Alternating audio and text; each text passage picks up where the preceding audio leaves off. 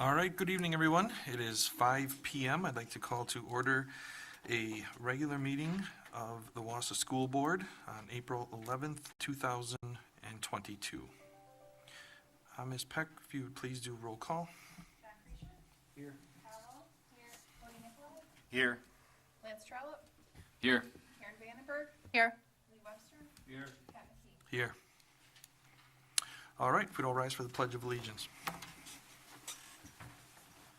Pledge allegiance to the flag of the United States of America and to the republic for which it stands, one nation, under God, indivisible, with liberty and justice for all. All right, thank you. It is the mission of the Wausau School District to advance student learning, achievement, and success. On to item 5, public and student comment.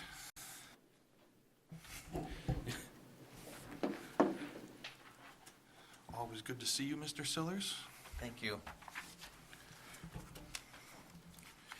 I think you know the routine. If you got 3 minutes, Cassie will hold the time cards up. Nothing directed at the board or defamatory, or you yourself are liable for it. You are the only speaker, so please go ahead. Okay. Name is Corey Sillers. I live in the town of Red Mountain, and I am a new town of Red Mountain supervisor after the elections as well. My students are at Wausau West, freshman and graduating senior. Two things. So we've finally managed to convince the community to do some upgrades on our schools. I have spoken during those information times at Wausau West a few weeks back and talked to staff about really thinking about the future, thinking about the design of the school. I had attended Wausau West myself, thinking about the remodeling that was proposed in the conceptual drawings about the auditorium wing. I shared that I thought maybe we should plan even further ahead, that potentially Wausau West could need more classroom space, having a second floor, remodeling the band and orchestra choir area into just the band and orchestra, put the choir on the second floor, putting more classrooms above the current office space was the idea I had shared. And that's important simply because you need the correct structural pieces, the correct foundations underneath, which would have to be rebuilt when that area is redesigned. The second, so that's kind of simple. I'm glad we're going to be doing some things, exciting things. But think about the future. Think about our numbers. Think about what we need now. But think about what we need in 10, 15 years, and prepare. And doing one thing now can save us money later. Idea which staff has suggested at other meetings. The other thing is, I'm just going to mention it briefly, and it's not my wheelhouse. I've heard different stories about some students having disruptions during class, pulling fire alarms, disrupting everybody's day at certain schools. So my concern with that is how the district can plan for, I don't want to say disciplinary, but how does a district plan for helping those students eliminate those problems so that it doesn't disrupt the whole day? Is adding additional resource officers or those types of resources? Will the new social workers and psychologists being added at the elementary schools, those kinds of things help? So I'm not offering a solution, just offering, I know there are issues at different schools, and showing concern. So thank you. Good evening. Thank you. Okay, Mr. Sillers was the only speaker tonight, so we can move on to the approval of the consent agenda. So I'm seeking A motion for approval of the consent agenda, which includes appointments, separations, leaves of absence, retirements, minutes from the regular session of March 14th, 2022, and closed session of March 29th, 2022, payment of bills, budget status, and investment report, donations to the district, as well as the Board of Canvassing statements. Donations this month include Cassandra Umnes, GPM Southeast, Lamb's Fresh Market, On Time Sports, Wausau East Gridiron Club, Green Bay Packers, Robert and Mary Jo Hartwig Family Foundation, Kiwanis Club of Wausau, the Optimist Club of Wausau, United Healthcare System, and Wisconsin Valley Flag Football. So I'm seeking a motion to approve the consent agenda with great gratitude for all of those donations to the district. So moved. Second. We have a first and a second. All in favor? Aye. Opposed? Motion carries. Thank you. I just gotta collect those closed minutes. Yeah.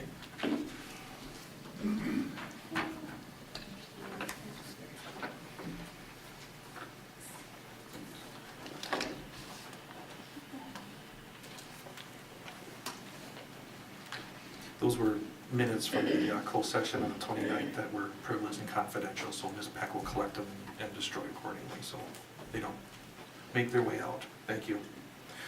Okay, on to item number 7, referendum update. Dr. Hills? Hello.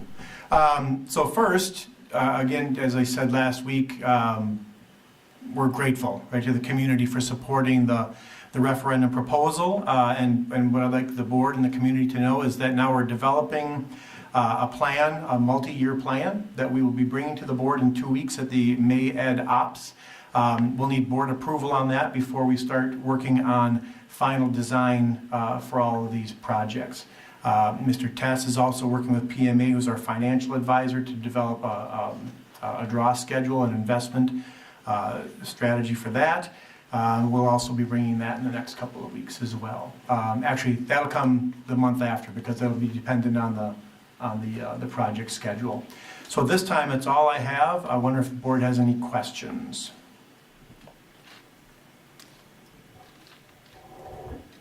I don't have a question, but maybe a suggestion to think of and to possibly look at and include on a future agenda would be, I'm very thankful that the community showed support for the referendum.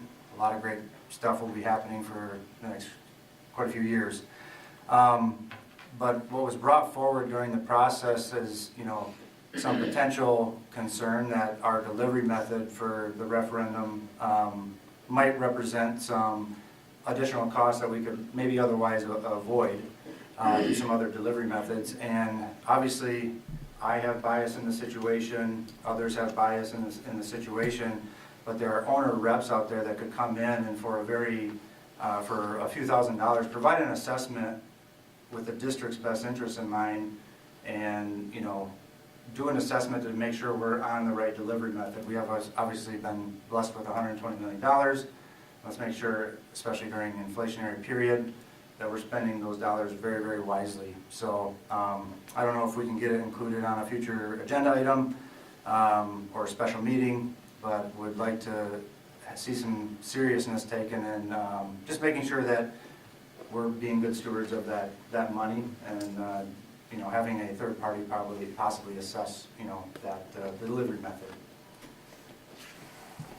I think we all certainly share that, we want to make sure we, use these funds to the best of our ability. I think I mentioned that in the message last week too. This is a great gift we've been given and we want to treat it with respect. My view would be that Nexus is our advocate and that they will help us get the best out of that investment, but certainly, you've opened up to the board, so I'd let that conversation occur. Any other comments or feedback regarding the idea of I think you call it, like a third-party owner's rep? Yeah, commonly a lot of districts will utilize a, third-party representative. There's quite a few in the state that can take a step back and they're not the contractor, they're not the architect, they're not, they're not necessarily trying to sell you anything, right? They're trying to understand the needs of your district and do an assessment with those, with the district's needs in mind. And so, just given my background with construction and large construction projects and contracts and those sorts of things, I think to clear the air, it might help bring forward an assessment that Nexus is the perfect delivery method for, for this referendum. And if that's the case, that's fine. I just feel like some things were brought forward that, given my experience with large projects and contracts that I deal with daily, that there's a possibility that money is being left on the table, so to speak, through premiums and fees and things of that nature. And if that's the case, that means that we're spending potentially millions of dollars more than what we need to, and we could do several things with that, right? We could either fold that back into the project. Obviously, we have inflation going on and things of that nature, so things are going to be a little more expensive depending on when this all kind of starts to roll out. Hopefully, materials and things of that nature will start to come down. Or it could be, restructure, maybe we don't need to borrow as much. So I just think a third-party assessment to take everyone's bias out of the situation could be something that, can be done very, very cost-effectively and in a pretty quick time frame.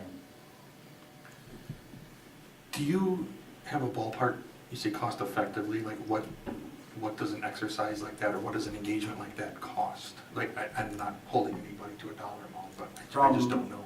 Information that I've received by talking with some owners' reps, just to get an idea from my own perspective, an assessment, would not be an RFP process, but an assessment would probably be a few $1,000s.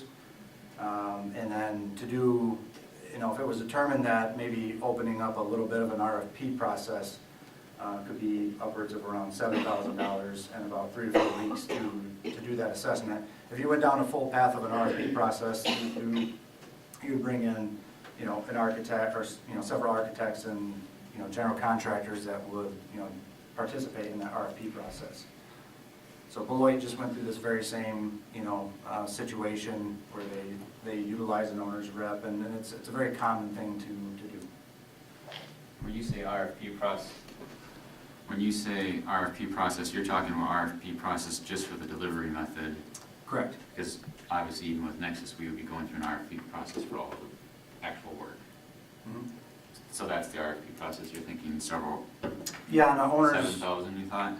an owner's rep would, be able to, again, have the district's interests in mind and be able to guide that, where that would go, that discussion, whether it's an assessment or, an RFP process. And you said it's several weeks, so is that like a month, 3 months?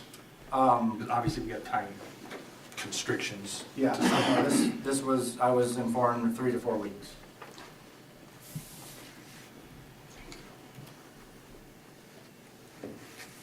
Okay. Any other questions or feedback? So I just wonder is this an agenda item the board is interested in? Again, I'd have to do a little research. Yes, I just wanted to ask Dr. Hiltz, are there, or maybe this is part of the process, if there are any like statutorily, state statute like limits? Because we did ask the public for a certain amount. Like if we went under it statutorily, would it affect anything? I think, if you don't know now, that'd be something for, the future. Right. No, we can go under, we just can't exceed. And we have to stay within the scope of what we laid out in the referendum. I don't think this would be a violation, but we would confirm that. Right. Mhm. So is there, and I know this is the first that we're considering it, but is there interest in pursuing something like that? I mean, we're not agendized for action, but I think we can generally give direction to administration. Thoughts? Yeah, obviously, I brought it up, so I have support for doing something like that, just to be transparent and once and for all, determine what is the best delivery method for this $120 million. Right, okay. Cody, Lance, anyone else? I'd be in support of it. I think it's a good idea, especially with 120 million, to make sure that we're utilizing it properly instead of wastefully spending it. Would that owner's rep, would that owner's rep be involved in the process of consulting with district legal counsel and reviewing contracts that have already been signed to determine what we actually can do? How does Yeah. that work? I think they would be. I think the first ask would be to assess the delivery method and have a third-party consultant, is what they are, right? Just reevaluate, are we in the right delivery method? Or is there any merit to the fact that there is a premium fee structure that, could realize some savings for the district with this $120 million? And maybe they assess that way, or maybe they don't. Maybe they say, no, that what was presented to you is bogus, and here's what we're seeing in the industry based on, their experience with all the other referendums and districts that they work with. And you think that process should happen prior to a process whereby we would decide whether or not we even have that option? Because it might be less expensive. So there's two different issues here. One issue is whether we can even do what you're suggesting anyway, Yeah. right? And so, do you first look into whether we would want to go away from Nexus, or do you first look into whether or not we even can go away from Nexus? You're suggesting we do first one, we look into whether we even want to first. Yes. And I guess I misunderstood. I thought you were talking about a third party that would evaluate. I didn't realize you were talking about possibly not including Nexus in this process. In my experience, an owner's rep, that's kind of what Nexus is serving as. So I thought you were talking about doing a quick eval of the delivery method. But you're saying that this Having an owner's rep come in and assess, should we continue forward with, Nexus and the plan, or, the contract that I guess we have signed with them, and the referendum in general, It was presented to us on several occasions that the premium fee structure that's presented, that Nexus utilizes, and they talked to us about, could represent 5 million possible savings if we were to utilize an architect and a general contractor in a more common or, a typical delivery method. And I'm sorry, as a board member, as a community member, as a taxpaying constituent, I take that, pretty seriously, and given my experience with contracts and large projects.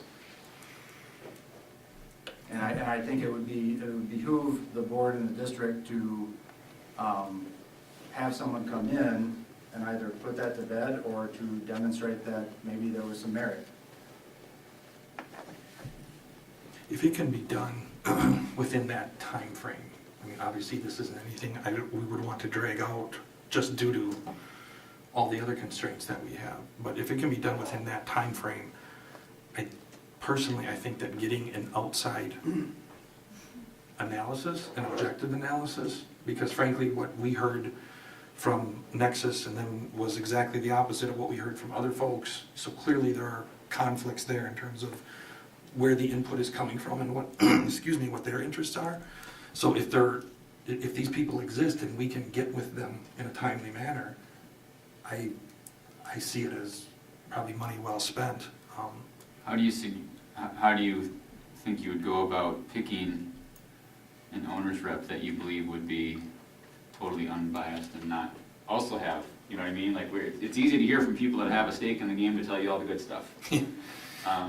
And so without even knowing any owner's reps, I gotta think some of them kind of have a stake in the game too, because they might recommend, what would be best is to use me for the rest of this process, as opposed to not using me. So how do we balance that?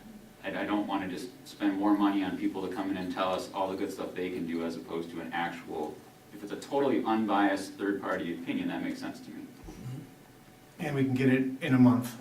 Because, frankly, the plan that I'm planning to bring to you in 2 weeks, Nexus is helping us develop that. All of the planning that we have up to this point, they own that. Right, so we lose all of that if we don't continue in this path. I don't know what that does to our timeline. And that's the kind of thing you think that the owner's rep could analyze and also give us an opinion on? I believe so. And there are several reputable owners reps, in the state of Wisconsin have dealt with very large referendums and larger school districts of this nature, so. Well, it doesn't hurt, I guess, to have the conversation with them to start and see if they can or cannot answer those questions that Mr. Trollope brought up. Because if they can't, and we're not going to get anything from it, then what's the point? But if they can, in that time frame, then I can see some value in that. Right, because I mean, $3,000 to $7,000 doesn't sound like very much when we're talking about a $120 million referendum, but it's not nothing. If it's something we can't do anyway, then it's just $10,000 wasted. That's my concern. If it provides us some value or some use, then it's a drop in the bucket compared to the size of this referendum. But if what was presented to us demonstrates a $4 to $5 million savings, and I have to spend $10,000 to save $5 million, I'm pretty sure the math works out to a very substantial savings.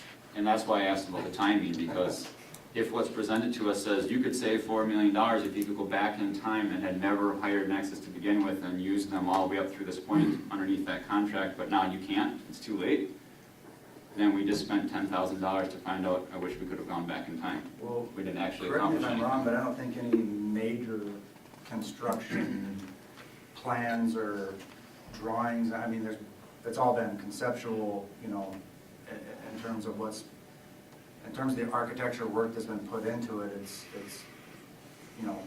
what they would call in the industry, it's probably only about 40-50% drawings, or, it's not. And all that work has to start fresh. You can't build from anything that Nexus owns. Well, and that's assuming that they don't. I mean, this could very well continue to go this direction, right? I mean, if an independent rep came in and looked at it and said, yeah, what they presented to you is the most cost-effective, efficient way to do it, then great, we got a good housekeeping seal of approval and we're marching down that path. Correct. So that stuff doesn't, I mean... Okay, well, this isn't an action item tonight. I'm wondering if it doesn't make sense, Dr. Hiltz, for you and Mr. Creature to have an offline conversation, share some of this information going back, and if you guys, or if you feel that that's something administration Let's do that. can pursue, then maybe we can get an update at the EdOps meeting on the 25th, I believe. Yep. And if there's nothing there, or you do some research and find out that it's not possible, feasible, whatever, then we can close the door on it and march down the path. Sound good? Okay. Mr. Webster. I just think that we've digressed from what Dr. Hill said, but I think that we all have a real thankfulness that this referendum went through, and all the work from everybody that was part of this, whether it was administration or teachers or anyone else in the community that worked for this. It's just a great big shout out. Thank you. Absolutely agree. Okay.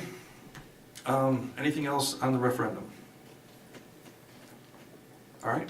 Hearing none, on to new business. Let's see, Ms. Woolley Jepshin, the Leader in Me PBIS presentation. Members of your team will do a brief presentation on Leader in Me and PBIS. Colleen, if you wouldn't mind me kind of doing a little overview here before you start.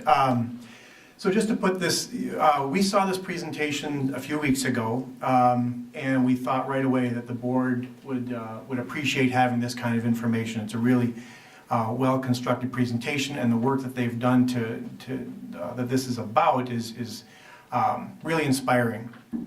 in context. Remember that, you know, when we talk to parents or higher ed or employers, the concerns that we hear about for students is not their academic skills, right? Their technical skills. It's their social skills, emotional skills, communication skills. And so what the Wausau School District is doing, obviously we work with the Leader in Me program, which is based on the 7 habits. And we also work with PBIS. Now, PBIS is really essentially about teaching students the behaviors they need to engage in to be successful in a variety of settings, right? Whether it's school, community, bus, right? And then the Leader in Me, the 7 habits, gives students the skills they need to be able to meet those behavioral expectations as well as academic expectations. So, in our work, we are always trying to find ways to bring this really good work together, so we don't have Leader in Me going on here in isolation and then PBIS going on over here or any other of our frameworks. So the Lincoln team did a really nice job of taking 2 very important frameworks, if you will, and melding them together to work pretty seamlessly. So that's kind of the context, and so really happy to have Ms. Willie Jepson here. Hi, thank you for having us. We're very excited to be presenting from Lincoln. As you can see on the first slide, we're combining LIM, Leader in Me, and PBIS at Lincoln. So we'd like to talk a little bit about what that looks like. Our overview is that we will have a welcome and introductions. I'll introduce everyone here. A brief history of PBIS and Leader in Me. What Leader in Me looks like at Lincoln as well as PBIS at Lincoln, any barriers we have to success, and our next steps. So we did about a 30-minute presentation, so we cut out a couple things to see if we can get it down in time a little bit. So I would like to introduce those that are here today. So I have Dana Sigilski, who is our first grade teacher. She is also our Leader in Me coach.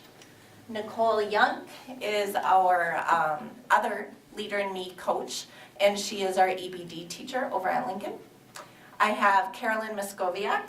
Thank goodness we have a bridge coordinator this year because she has been phenomenal with Leader in Me, amazing. Shell Goldvogel, our school counselor, is not here right now. We have Christy Kamote, our social worker, so thank goodness for our social workers as well. Kaylee Cola is not here this evening, nor is Nancy Drykosen. But that is my whole part of the presentation, and I'm going to step away and let them take over. If you need another chair, yeah.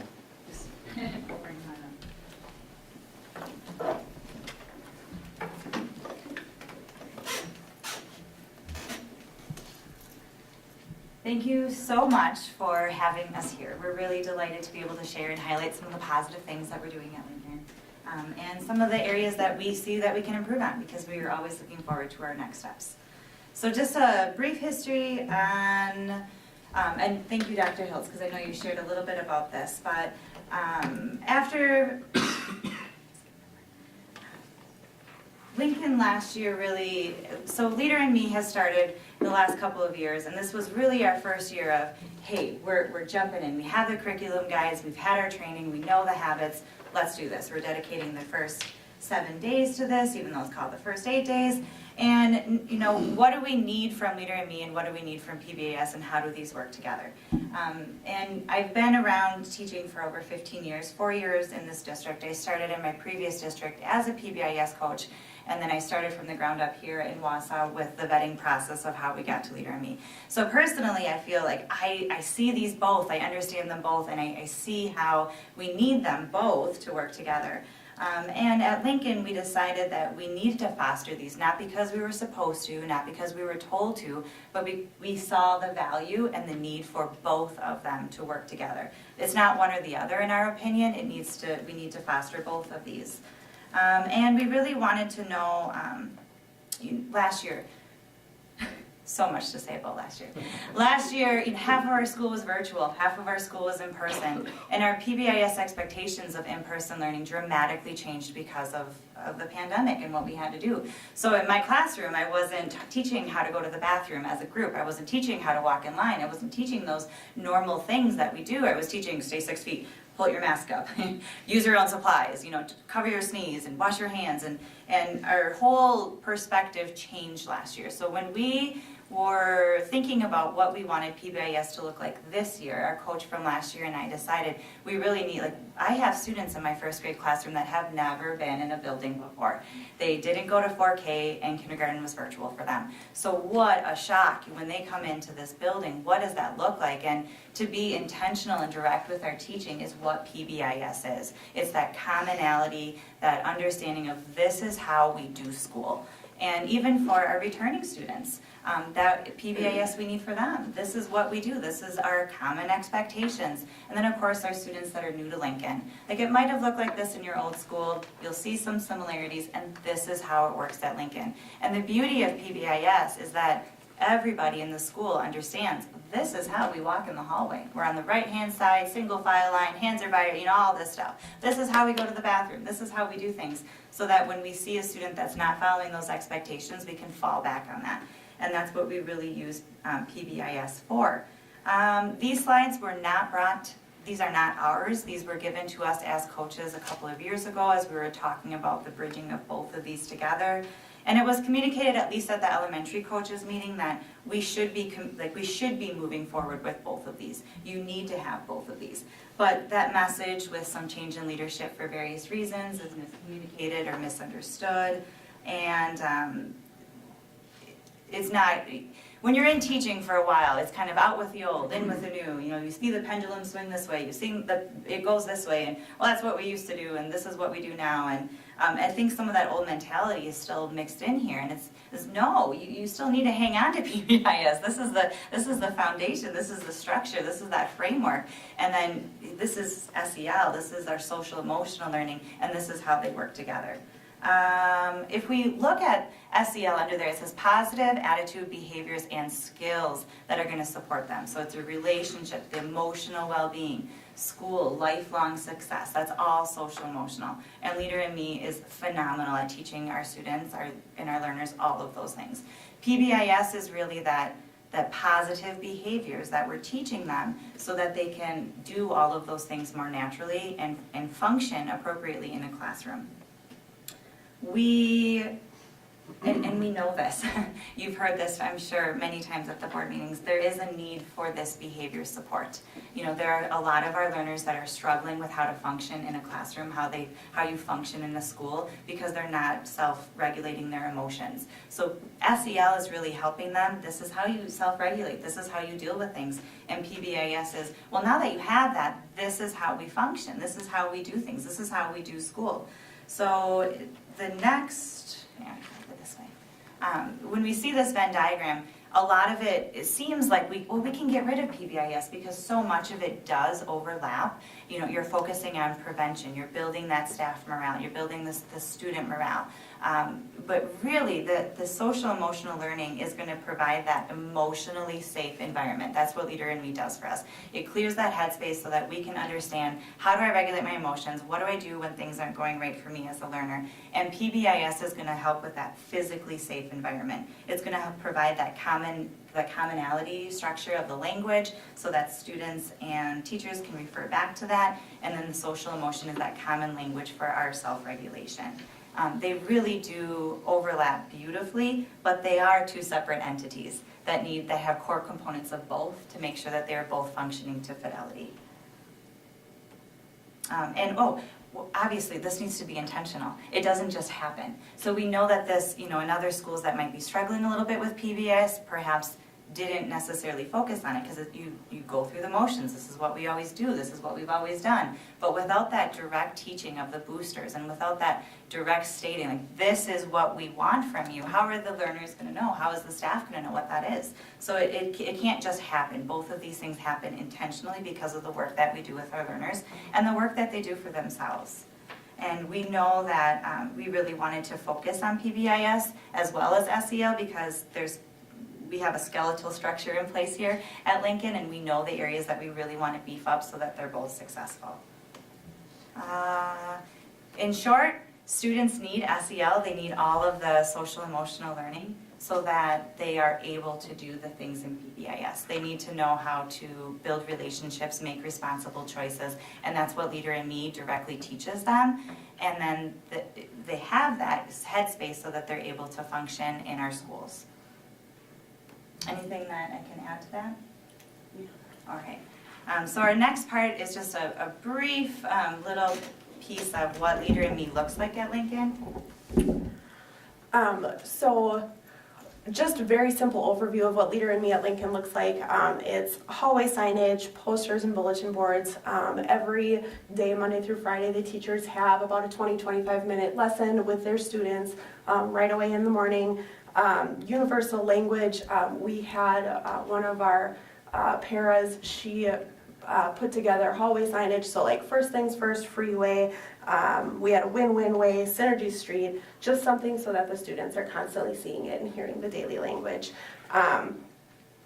You know, we always come up with scenarios with win-win scenarios at recess, talking about how they'll sharpen their saw over the weekend, just making sure that they're constantly hearing that and learning it every day.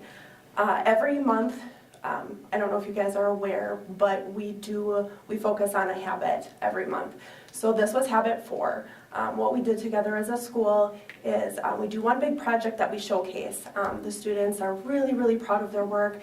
The parents love seeing the positive message it sends. This is habit 4, think win-win. So what the students did is together as a classroom, they discussed what win-win scenarios are. And from that standpoint, the students made up their own win-win scenarios, drew a picture of it, or wrote it down, and then we put it on the trophy in the hallway for all the students to see. They did really, really well with this. You know, the 2nd and 3rd graders were so super proud, and they were like, what's a win-win in the classroom? I'm going to help my teacher. I'm going to make sure that I listen. You know, so those were really some cool things to see. This was what we did for habit 3 for our family connection. What we did was we sent home a family activity in 3 different languages, so all could be included. They had directions and explanation of habit 3, a video link of Dr. Stephen Covey with the rock activity. I don't know if you guys are aware of that. And then the link for a super fun habit 3 song.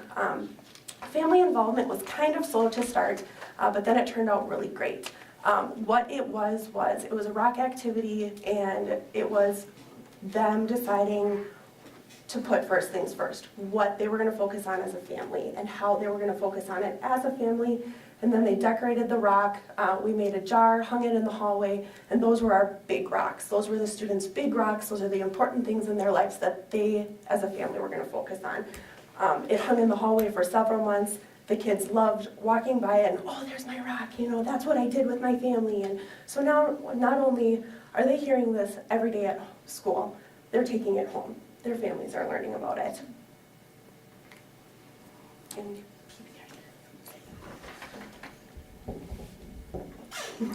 Sorry. You're good at.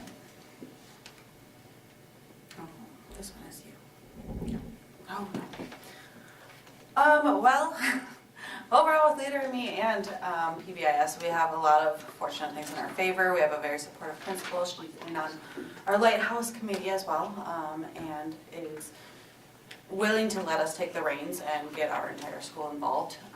With the full pupil service staff, we have great support all around. You know, they're outside, they're in the classrooms, they're anytime we need them, they're a call away, and they've also jumped right in, being new staff to Lincoln especially and the district. They've taken Leader in Me full force. But we have seen as a team the importance to need PBIS. We had a lot of focus before COVID. It kind of lost its way a little bit.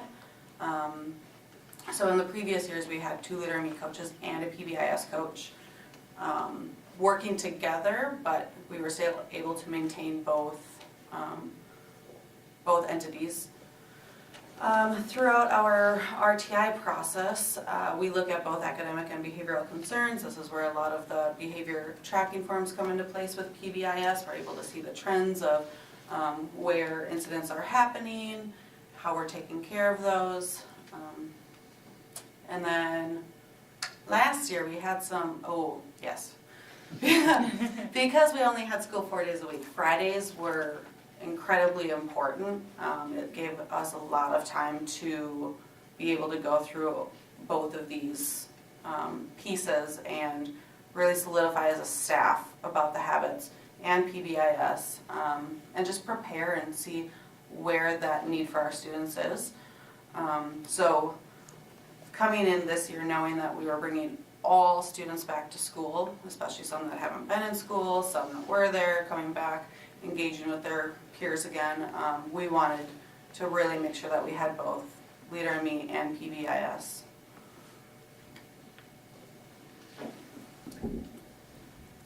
So as Dana had mentioned, the booster trainings are typically fall under the PBIS, but we were able to, well, the booster trainings we do 3 times a year, at the beginning of the school year, after winter break, and usually around after spring break. And it's just a reminder of the expectations, very specific, like they will be brought to the cafeteria and told, okay, this is how we line up, this is how we get our lunches. And this year, the way we incorporated the Leader in Me was by having students create some videos kind of showing what to do, what not to do. So there's just been a lot of great opportunities to bring student leaders in to a lot of the PBIS things that we were already doing. So. Oh, and these are just screenshots of some of the videos they had made. Well, and one of the things, just to highlight this, that third grade,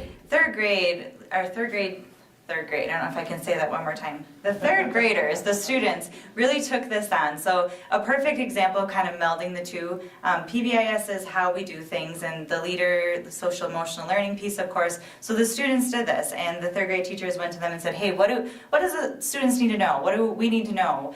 What can we share with the younger students? What can we share with the older students? And they developed this on their own. So they came up with, oh, let's use this cool tool. That's what we call our PBIS lessons. And they not acted it out, but went through the motions, recorded it, and then came into every classroom and shared their video with them. And it was just a perfect example of how students can take on leadership roles while teaching some of our PBIS expectations. So they were so proud of it, and we were proud of them too. What do we have next? Am I up? Nope. Okay. So within each classroom, so we have the expectations of the whole school, how you move through the cafeteria, hallways, all of that. But within each classroom, teachers come up with their own matrices to showcase their expectations. At Lincoln, we have the 3 Bs: be responsible, be respectful, be compassionate. So we kind of look at those expectations and what that should be within usually each of their subjects during the day. But with Leader in Me, then they also have created, Leader in Me has some flow charts, so it really shows how to go through the routines and what that should look like with those expectations. So just the language of, putting first things first and beginning with the end in mind, all of that is showcased through each classroom, their expectations, and it's using the Leader in Me language with the PBIS.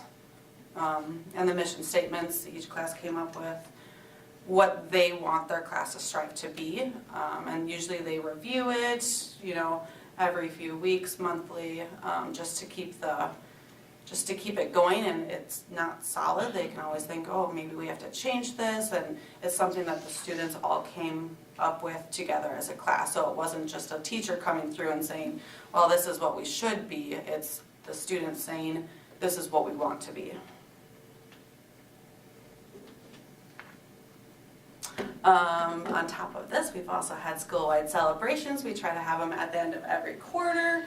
It got really tricky during the virtual time, but we made it work where we had an entire school-wide dance party. We got everybody on a Google Meet and did the best we could. There was glitches and lagging, and it was fun. Otherwise, we try to fit in extra recesses or movies.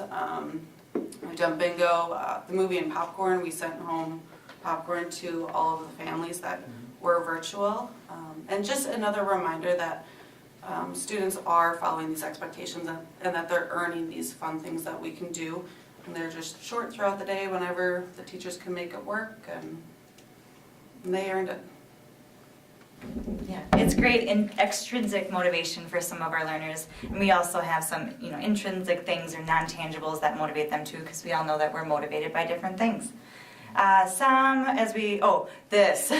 So this was my classroom last year. We had the virtual meet on this side with 50, 75 kids, and then my classroom, and pretty fun to try to put those both together. But we know that there's some barriers to success. We are where we are with PBIS, and we know that there's room to grow. We have a skeletal framework of what we know should be there, but it takes a lot. It takes a lot to make sure that PBIS is working to fidelity, because there's core components that we know we're not reaching appropriately, or at least universally. And we know that, Leader in Me has taken our focus this year, as it should, its rightful place, and there's core components of Leader in Me that we also need. So as a Lighthouse team, we have the expectation that we're going to move both of those forward. And how do we do those successfully? And it's a lot.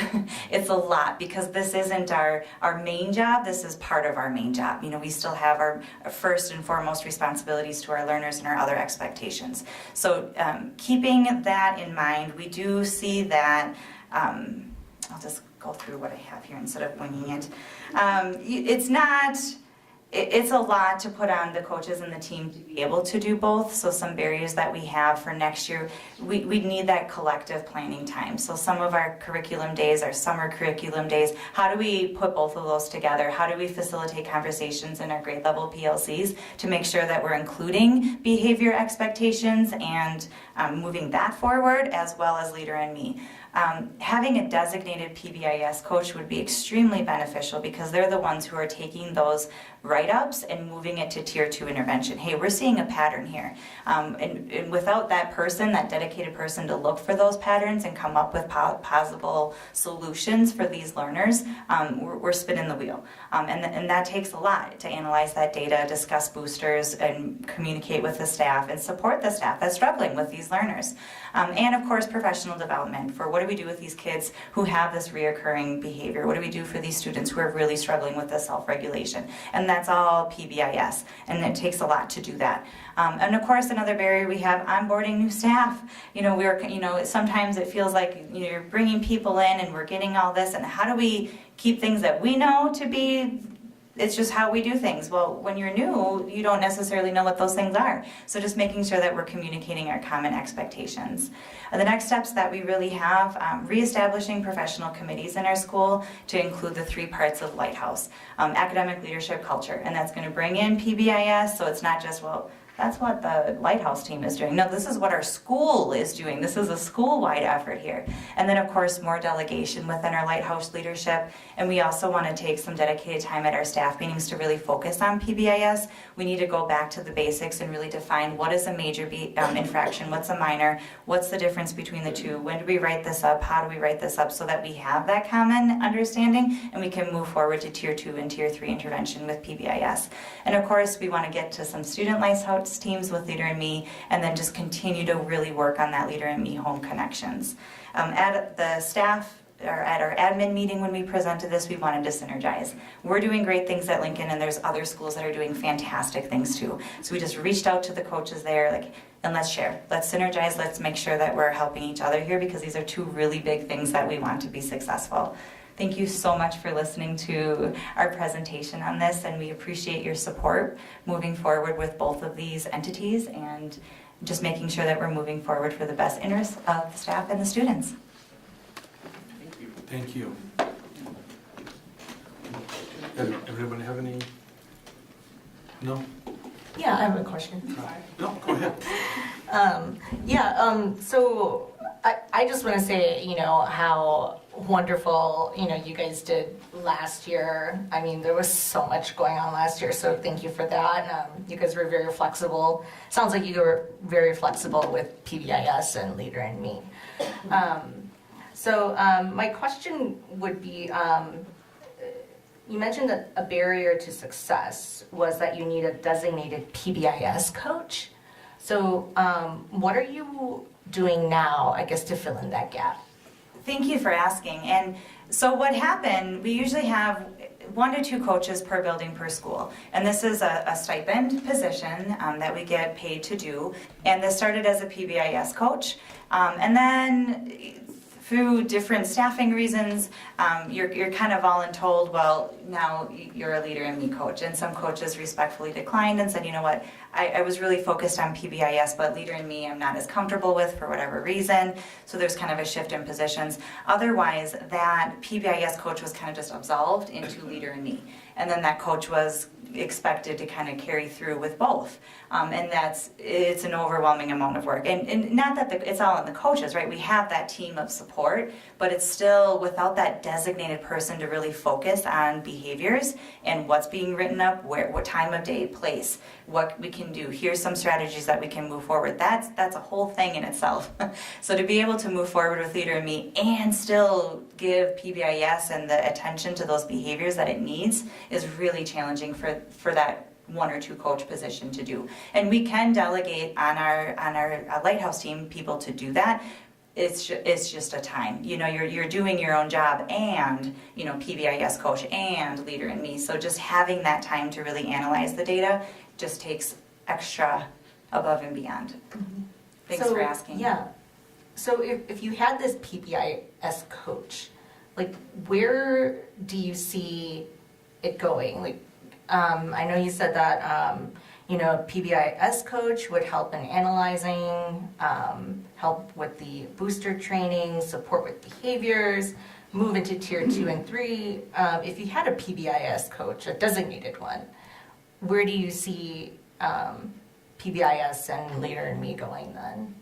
Thank you. Yeah, it's a great question. So right now, ideally, you know, I have, say, a learner that's really struggling, and every day, you know, they're getting written up for this, or they're having consequences for that, and whatever it is, you name it. Not listening, defiance, a major infraction, maybe they're hitting, or something's not working, right? So the teacher talks with them, they'll talk with the principal, and when they see that reoccurring behavior, you know what, this little learner is really struggling with this, and what can we do now to support? So we bring it up to an RTI, we fill out some forms, this is a pattern that we're seeing. So a PBIS coach is going to be able to recognize those patterns, so it's not on the classroom teacher to say, hey, I've written up this little learner here 4 or 5 times, I'm really struggling, my learners are struggling with this, I need help.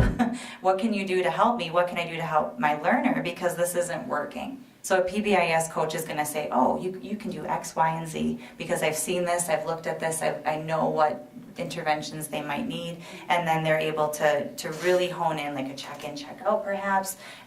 Maybe they can do something that's a little bit more intense, and with that RTI team, that coach can be the leader of that. Colleen, did you have something you wanted to add? I did. Okay. We're pretty fortunate at Lincoln. Our very brand new social worker, Christy Kamote, has asked if she could take over PBIS for next year as part of like her practicum. So we now kind of have Leader in Me coaches and PBIS coach, so we're very fortunate. I don't know how long it'll last before we burn her out, but she has offered to do this as part of her learning for graduate studies. So we're very lucky here at Lincoln, and hopefully more will jump on board. So I know that we're looking to what would happen, but I think we have previously already had PBIS coaches. So I think it was more of also the proactiveness instead of a teacher coming back and saying, hey, I'm seeing this trend. You know, the PBIS coaches were sharing already at staff meetings saying where they're seeing things happen before it's kind of even brought up by other staff. So they're just kind of always watching these behaviors, and we've made it by with still having boosters, but it's also kind of hindsight like, oh, we haven't had a booster training in a while, we should probably get on that. So I think it's just looking at that proactive support before it gets too out of hand. Okay. I will say, looking at and seeing and just feeling your passion and excitement for this, obviously it's going to be successful when you have that kind of support and buy-in from everybody. So thank you for sharing this. This is great information. Okay. Next, moving on to the Education Operations Committee meeting. At the March EdOps Committee meeting, Sharon Belton of WIPS shared the findings from their recent study. More information is going to be presented at the April EdOps Committee meeting regarding life after high school. Do you have anything Wausau? Plans ongoing. Okay. All right. Secondly, the Wausau School District Nutritional Services Department currently belongs to the Wisconsin School Nutrition Purchasing Cooperative Group. The co-op is requesting member districts present the co-op's resolution to their respective school boards for approval of continued membership for the 2022-2023 school year. This is an action item. So having said that, I am seeking a motion to continue membership in the Wisconsin School Nutrition Purchasing Cooperative by passing the presented resolution and agreeing to the 2022-2023 66.0301 cooperative agreement. So, Second. Any questions? All right. Seeing none, all in favor? I, Opposed? Motion carries. Thank you. Okay, item number 3. At the March Education Operations Committee meeting, and this is an action item as well. Mr. Nyman and friends did an overview of the year-long vetting process for the new ELA curriculum. There were some questions that came out of that discussion, and I think you guys are here to reply to those questions or concerns this evening. Great. Well, thank you all for the opportunity to come back and supply you with the answers to a couple questions that came up as a result of the last presentation.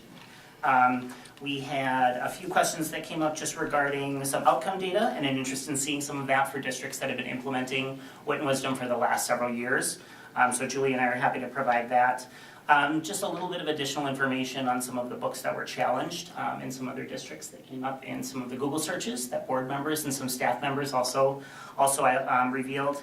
And just a little bit of information on the number of districts that implemented Wit and Wisdom and then made the decision to move away from it. So I'd like to begin first of all just with revisiting the team why, and anytime there are questions I always reflect back and think maybe I didn't do the best job. Perhaps giving a solid understanding of the team's why in terms of how we landed at Wit and Wisdom and Phonics for Reading as our final choice after the year-long vetting process that we went through. And the two images here I thought really captured nicely the idea of the concept of kind of going a mile wide and an inch deep, or a mile deep and an inch wide. And in the education world, we always strive to be going a mile deep and an inch wide. I think as in education, we've really wrestled with some sort of stagnant levels of performance on standardized assessments. In Wisconsin, that happens to be our forward exam. And we see some longitudinal underperformance or just levels of stagnant performance for student groups. And it begs the question, what are we missing, right? And I think what we've learned in education is that kids not only need repeated exposures to learning around identified standards at their grade level, but they also need additional time to really dive deeply into those standards and think critically about them and really apply what they're learning to those standards. So one of the things that Wit and Wisdom really rose to the top by doing for our team is not only did it spiral and bring that learning back around identified standards at each respective grade level, but it also provided 9-week periods of times within each module for kids to really dive deeply into learning around those standards for reading, writing, listening, speaking, and language. So that was one of really the cornerstones in terms of why we landed on Wit and Wisdom, because it was the only resource that we vetted that not only spiraled, but also provided the additional time to really dive deeply into learning related to those standards at each grade level. A couple other things that the team leaned on really were some of the research that was done outside of the room when we were all together. Ed Reports is a nonprofit organization that in the education world we lean on quite heavily to vet curricular resources both in the area of ELA and math. And we just thought it was worth bringing back one more time that on Ed Reports, Wit and Wisdom was one of only 2 that received meets expectations at all grade levels, kindergarten through 8th grade. And we just thought that was really an important piece of data for the board to have. And I don't think it came up in our last presentation, but it certainly was a significant part of the conversations that we had as a vetting team. I I wanted to also point out just a couple other places that we looked were some states have processes that are quite rigorous in terms of identifying curricular resources that districts within that state are allowed to choose from. Massachusetts is one of them. They have an organization called Curate. It's curriculum ratings that are done by groups of teachers. And Wit and Wisdom was the only that had received meets expectations in the state of Massachusetts. There's also a similar process done by the Department of Public Instruction in the state of Louisiana. In Louisiana, Wit and Wisdom was one of only 2 that were given a Tier 1 rating, which is the highest rating in terms of ELA resources. So pieces of information that certainly the vetting team was aware of, but we did not do a very good job of sharing in our last presentation. That leads us to Wit and Wisdom has only been around for about 5 years, but we wanted to share just the number of districts that we see implementing, and that number is increasing by approximately about 500 schools per year. So that certainly is a pretty impressive statistic that we wouldn't be able to share regarding the other curricular resources that we vetted through the process in the last year.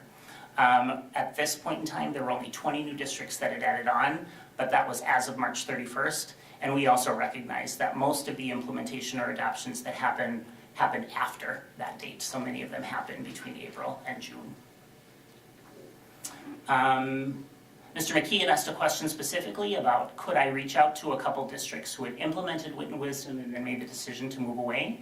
So did that and started with implementation representatives from Wit and Wisdom. We had a meeting set up with them the next day following. And there were not any districts that had officially implemented and then moved away from. There were a couple districts that were shared. One was Floyd County Schools in Kentucky.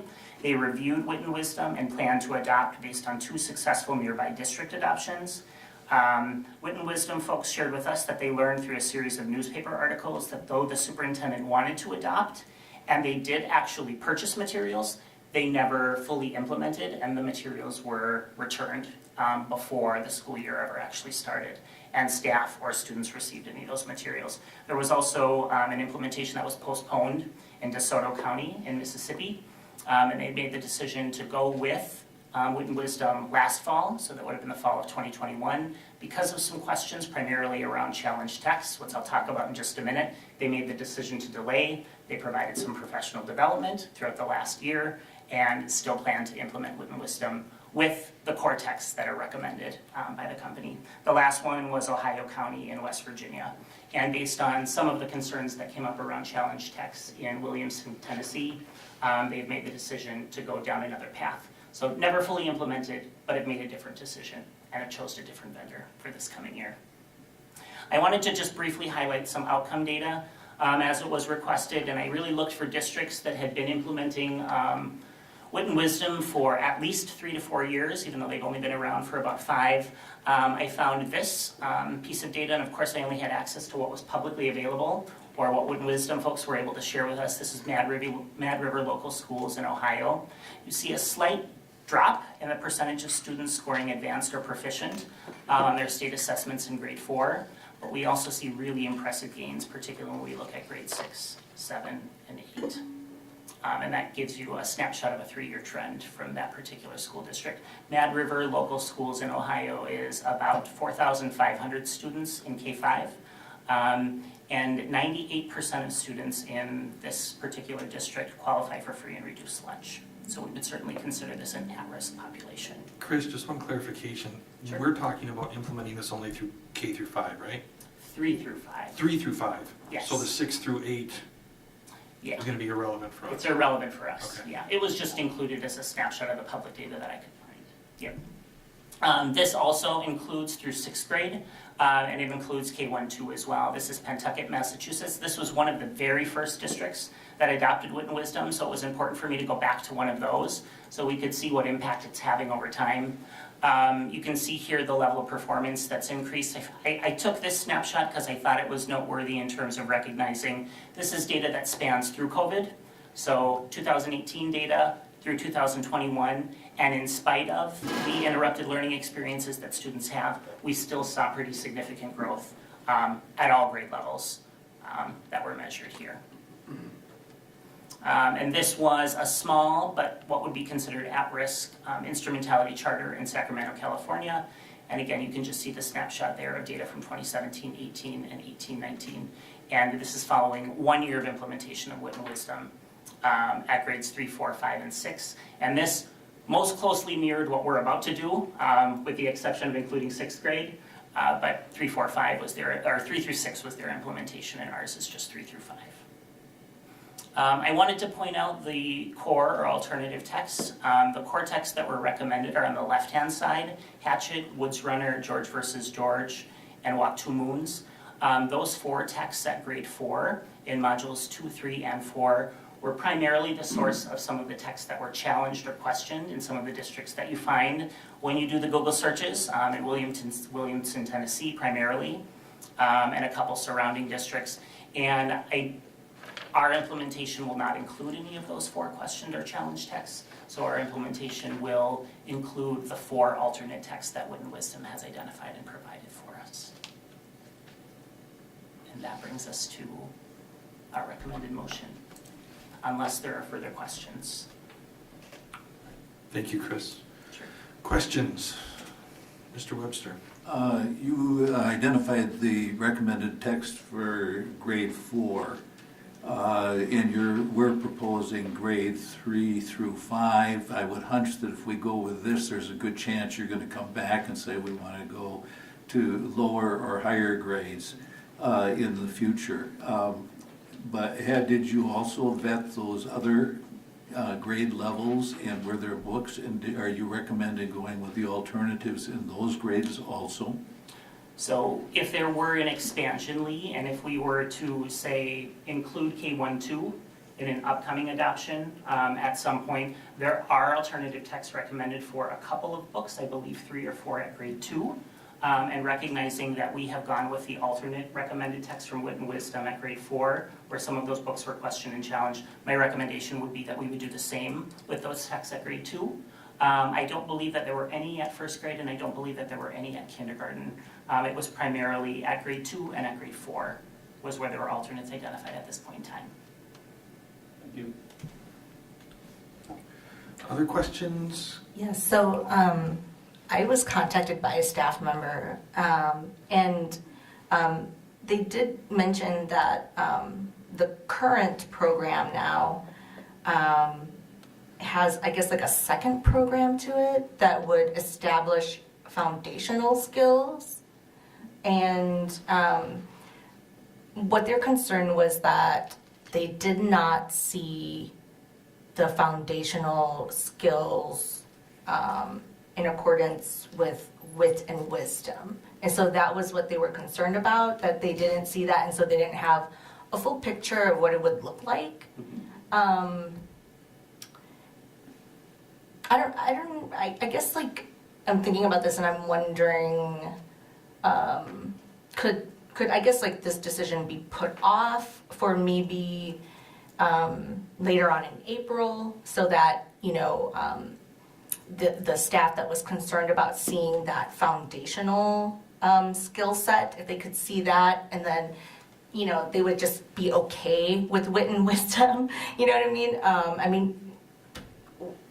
Is there a chance of that? Like maybe putting it off, or putting this vote off until maybe April or the end of April or May? There's some sense of urgency just in terms of ordering materials. Anytime we do an implementation, whether that's social studies, science, ELA, or math, clearly we want to provide teachers the opportunity to begin diving into those materials over summer. So to place the order to get them here and provide at least an introductory level of training prior to them leaving in June is certainly a priority and certainly an interest of ours. What's not included here, Ka, is the phonics for reading component, because there weren't necessarily follow-up questions. But the staff number's correct. Wit and Wisdom representatives and implementation support representatives have been very forthcoming in terms of saying Wit and Wisdom doesn't hang its hat on foundational skills around phonemic awareness and phonics. So there is a secondary program implementation that will support Wit and Wisdom implementation, and that's phonics for reading.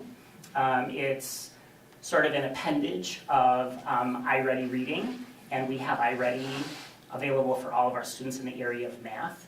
So the transition really will be quite seamless, and there will need to be some training that happens in terms of supporting teachers' understanding of how that foundational phonics for reading piece fits within the Wit and Wisdom implementation, but we certainly have not disregarded the need to address those skill deficiencies in phonemic awareness and phonics for our 3rd through 5th grade students, and it will be there and it is present in this implementation. Yeah, okay. Yeah, I just want you guys to be aware that, you know, there are some staff members who feel like they're not ready. Yeah. You know, and change is always very difficult, you know, it's not easy, but just want you to be aware of that. Great, thank you for sharing that. I have another question. Just in looking at some of the books and some of the materials that are in there, and just in thinking from my mental health perspective, that what's happening in many of those books is they're raising issues that I wonder if the students are truly mature enough to be dealing with things like divorce, infidelity, war, tragic loss of whole families, death, grieving, those kinds of issues, which in my perspective sound a lot like doing a group therapy program for kids, as opposed to reinforcing the kinds of skills that we're talking about in Leader and Me. We just had a great presentation where what you're doing is you're really looking at positive reinforcement of positive skills. And in looking at some of the material, it appears that even though some of the books were picked as alternatives, that at the same time, the schools took a really close look at the kinds of things that teachers were going to be doing and how they're going to be implementing and using those kinds of things. For example, in one school, they taught the program, one of the programs that had to do with a very serious race relationship issue, and some of the things that would have promoted or could have been used by a teacher who was politically motivated to really significantly influence the kids in a direction that I would be uncomfortable with. Same way with some of the marriage and family sorts of things. So I'm concerned about the materials may be there, but in some instances they didn't teach portions of them. Some of them they encouraged the teachers to take different action. And I'm concerned about what we're doing in that same regard. And Lee, I think you raise a really good point, and I do know that online, often if you look at materials for Wit and Wisdom, you have access to the student resources. The one thing that's not as readily available is the teacher materials. And they have been very intentional in terms of providing teacher guidance around developmentally appropriate responses when those sensitive topics come up. Now, I will say in terms of the alternative texts that have been provided and that we will include in our implementation, many of those have been eliminated, so they're just not present, even in the student texts. But you know, we certainly trust that our teachers navigate those sensitive topics, whether they come up as part of universal instruction that we're providing for students, or whether they come up as part of a discussion based on something that a student encountered that morning or something they saw on TV. But certainly there is a developmental appropriate response for students when we're talking about those sensitive topics, and really the teacher materials within Wit and Wisdom do a really nice job providing guidance if indeed newer or less veteran teachers might have questions about how to navigate some of those when they come up. But I really do see, in terms of the alternative texts that have been provided by Wit and Wisdom up to this point, that those instances would be very limited or almost non-existent. Okay. Any other comments or questions? What I was hoping to hear and did hear was that you were taking a proactive approach with it. Some of the topics that you mentioned, Lee, I found as well, and found them in the books that you've noted as ones that are going to be replaced. And taking that proactive approach rather than just kind of throwing it out there and then dealing with the controversy after it happens is not something I'm interested in. But addressing it ahead of time, picking out the text, hey, this is a book that's kind of questionable, is there an alternate? Yes, there is, let's do that. I mean, that's what I wanted to hear tonight, so I'm happy to hear that's the approach. We're not interested in reacting either. Yeah. Any more than you are. Chris, the other question I had is kind of tagging onto that is what is the process if a parent, if a teacher, if a student identifies something that they feel is inappropriate? Is there an established process for them to bring that question or concern to someone and have it addressed quickly. I'm not saying immediately rip something out, but at least have people review it quickly Yes. and get some communication out. So we do have policy regarding controversial issues in the classroom. Right. And that does provide very specific guidance in terms of the steps the building principal would take first and foremost, and then assembling a team of teachers involving district level administrators to review that. And in those instances, I do think a really important message for the board here as part of making this decision is when those do come up, if there is something that a teacher finds they feel uncomfortable with, Wit and Wisdom have been very forthcoming in terms of saying, we will help you identify an alternative. We are not interested in putting anyone or any district in an uncomfortable situation or forcing parents to have their children sit in classrooms and be exposed to content that they're not comfortable with. And I've taken great comfort in that, and they really have been incredibly responsive in terms of how they would respond if indeed those instances would arise. Okay. Yeah. Yeah, and the other concern I guess I had in hearing from staff members as well was the timing, and the amount of time invested in picking up something new and implementing it. And I don't know if there's ever going to be a good time in this day and age, unfortunately. And, so long as we're throwing as many resources as we can at this to help folks through it, I can certainly get behind it. Save the receipt in case those controversies come up before September. All right, we'll do that. I just wanted to say thank you so much. I know I asked a lot of questions the last time, and I just want to express publicly that I just really appreciate the process that I am confident you've gone through, and just coming back, much like Lance, I'm grateful that we've proactively chosen those alternate texts. That's fantastic. I feel like, because it sounds like many of us were contacted by staff, that I just wanted to know that the vetting process, wasn't rushed, and overwhelmingly we had, staff support. Of course, the change is always going to be tough, but I think what I didn't understand was when we adopted those new standards, we're going to have to make a change one way or the other. So that has to happen.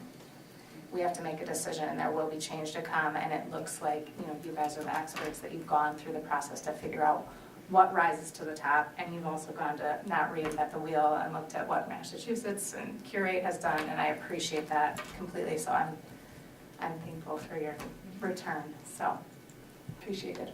Okay.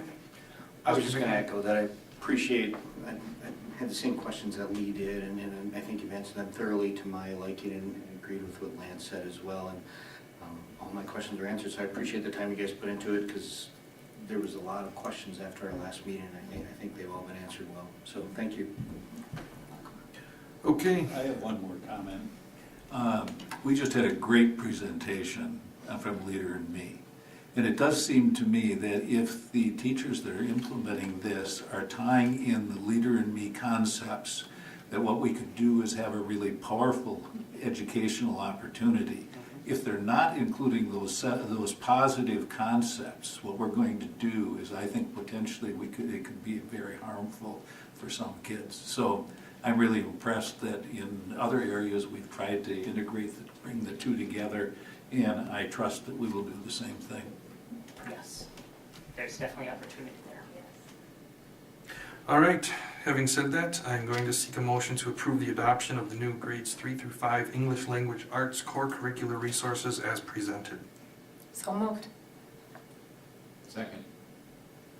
First and a second, all in favor? Aye. Opposed? Motion carries. Thank you. Okay, item 4. At the March, this is an action item as well. At the March Education Operations Committee meeting, Jim Boucher shared information regarding the WAS learning platform. So the Wisconsin Association of School Boards has a platform out there that provides learning and development opportunities for board members. And I think there was a consensus here that we wanted to subscribe to it and make that available. So I am going to seek a motion to approve the expenditure of $995 for the WAS online learning platform subscription. So moved. Second. First and a second, any comments? Hearing none, all in favor? Aye. Opposed? Motion carries. Thank you. Now on to open forum. Any board member professional growth and development to report this month? And once we get that online learning platform, and Oh. have all kinds of- You just wait, this will be the highlight of the meeting going forward. Okay, I will ask that the, well, I'll do that later, never mind. Okay, so no specific items this month. Okay, on to our next item, legislative update. Ms. Lowe. So I'll have to apologize, I don't have anything for tonight. I thought it'd be more important to go through the last meeting in preparation for tonight. So unfortunately, I don't have anything for tonight. Okay, that's fine. Thank you. All right, superintendent commentary, Dr. Hiltz. Thank you. Two things to share. Mrs. Cartledge, who's our special ed director, she's currently at a program called Transition Talks. This is a community disability resource fair. It's a collaborative effort. Can you bring your mic closer? He's unable to hear you. Oh, and I Need to turn it on too. There you go. Thank you. Sorry, I thought I didn't. Thank you. So, Mrs. Cartledge is at a community disability resource fair. It's a collaborative effort between us and the Everest District. It brings together resources for both students and adults with disabilities, gets them resources so they can transition to whatever's their next step. So we're glad that that is going on. There was one on April 4th. Had a really good turnout tonight. Had 80 parents, 80 adults signed up to attend. So again, schools are doing more and more together to support various aspects of our community. And a little earlier today, I'll stand up for this. I have the big check. This came, I'll turn it the right way so everybody can see it. Tony Evers has a Get Kids Ahead initiative focused specifically on mental health for students. Any district that wanted to participate could. We chose to, obviously, because this is an important aspect to us. So we are in receipt of $117,000. And Andy Grimm, who's our lead counselor, and his team are currently developing plans to invest this. As you know, we have a number of efforts in this area. And so this will go to support some of those, or perhaps something new. We'll see what they come up with. So again, we're very grateful for the support. Thank you. Felt like we were on The Price is Right there for a second. I could be Vanna, yeah. Let's not go that far. You're right. Okay, thank you. Just a couple comments. First of all, over the last year, as I've been the presiding officer, I just want to say thank you to the rest of the board.